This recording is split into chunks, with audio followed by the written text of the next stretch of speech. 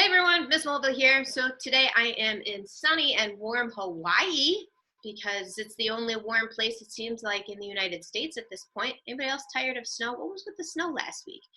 So this week and the next few weeks, we're going to be focusing on decimals. And as you probably have already guessed, based off of what we did the other day, we're going to be multiplying. So this week is all we're going to focus on multiplying decimals by the powers of 10. So powers of 10 is what you've done before. So you already know how to do that. But let's kind of review. So if I had 37 times 10, 10, here we go, 10 to the fourth power.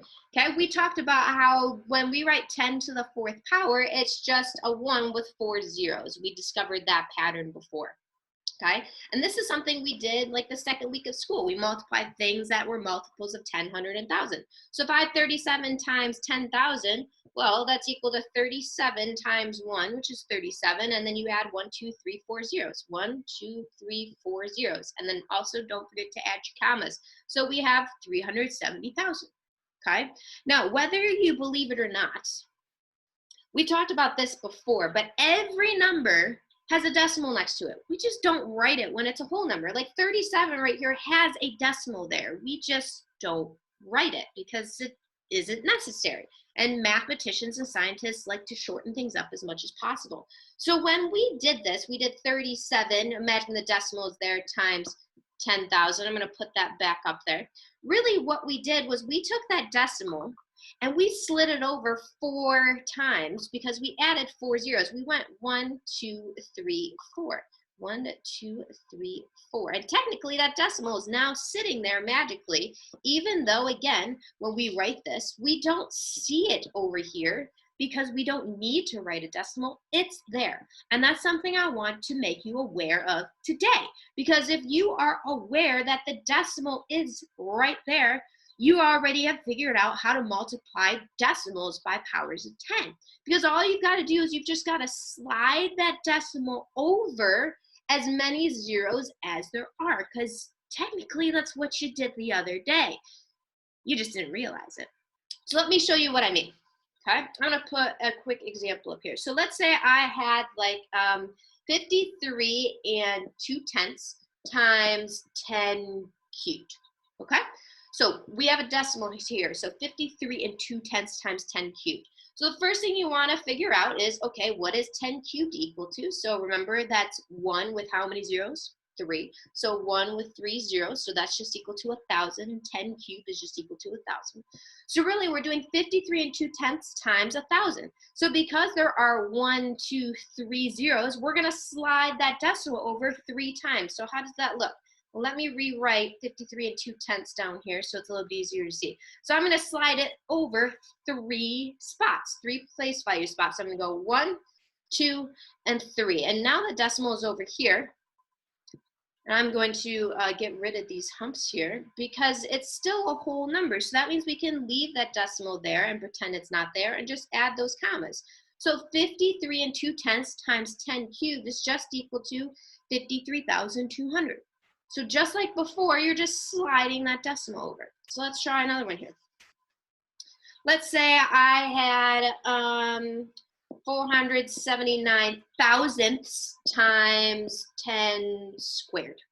Okay, so first thing, figure out what 10 squared is equal to. Well, that's a 1 with 2 zeros, or 10 squared will always be equal to 100. Okay, and I'm going to put 479 thousandths back up here. So again, I'm just going to slide this decimal over how many times? Well, count how many zeros you have. You're going to move it over 2 times. So I'm going to take this decimal, I'm going to go 1, 2.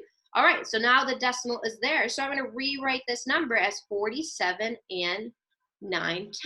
So that's what this is equal to, is 47 and 9/10.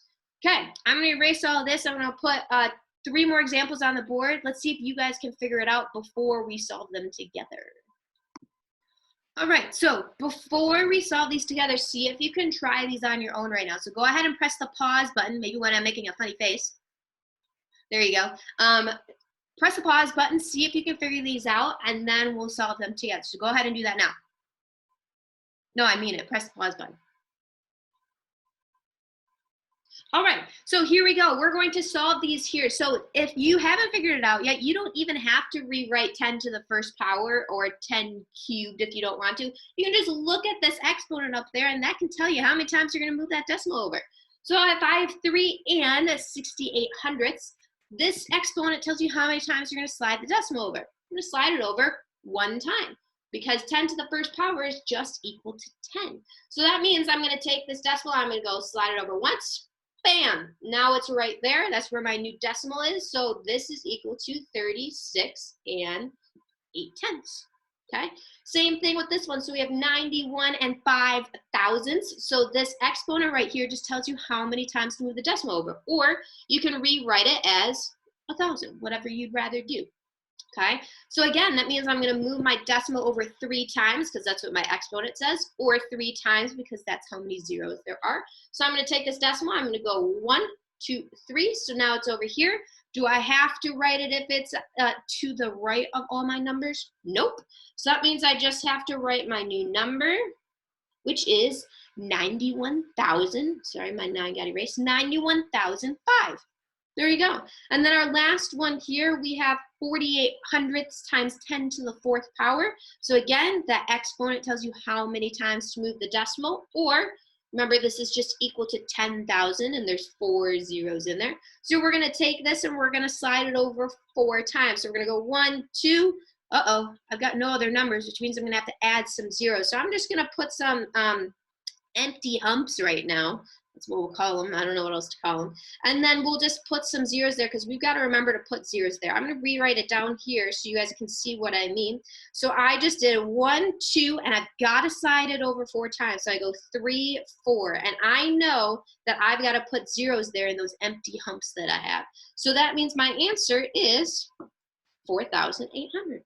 Okay, so for your activity today, you're just going to be solving some problems that look just like this. So really, you just have to remember, whatever the exponent is, slide that decimal over to the right that many times. And the reason we do it to the right is because when we multiply, numbers got to get bigger. Would it make sense for the decimal to be moving to the left and the numbers to get smaller when we multiply?